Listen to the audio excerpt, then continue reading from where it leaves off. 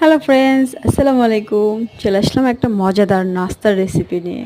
সেটা হচ্ছে দুধ দিয়ে পাউরুটি দিয়ে মজাদার একটা রেসিপি। সবসময় কিন্তু পাউরুটি ব্রেড করে খেতে ভালো লাগে না, তাই একটু আনকমন কিছু ট্রাই করলে কিন্তু মন্দ লাগে না। আসলে আমি আজকে পাউরুটি দিয়ে দুধ দিয়ে একটা রেসিপি তোমাদের সাথে শেয়ার করব।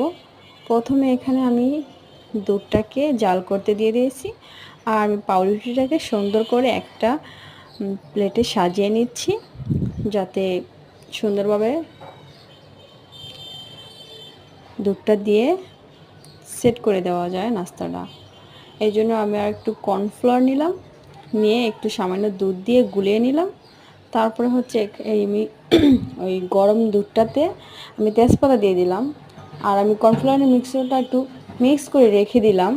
তারপরে আমি এখানে চিনি অ্যাড করে দিলাম, তারপরে গরম মশলা দিয়েছিলাম, এলাচি দিয়েছিলাম, তারপরে একটু নেড়ে দিয়েছিলাম। এখন আমি এলাচিগুলোকে মশলাগুলোকে তুলে ফেলে দিব।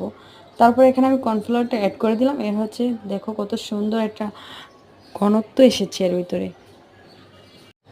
কর্নফ্লাওয়ার দেওয়ার ফলে দুধের ঘনত্বটা এরকম হয়েছে। আর এখানে আমি চিনির সাথে বাদামকে গুঁড়ো করে নিয়েছি।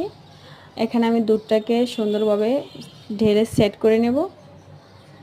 সবটুকু দুধ দিয়ে দিলাম। তারপর হচ্ছে এটা সুন্দরভাবে দুধটাকে খেয়ে একদম টুসটুসে হয়ে থাকবে।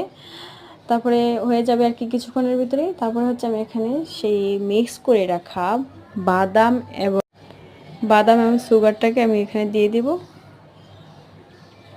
দেখেন বাদাম এবং চিনিটা দেওয়ার পরে কত সুন্দর একটা কালার এসেছে। এখন দেখেন খাওয়ার জন্য একদম প্রস্তুত।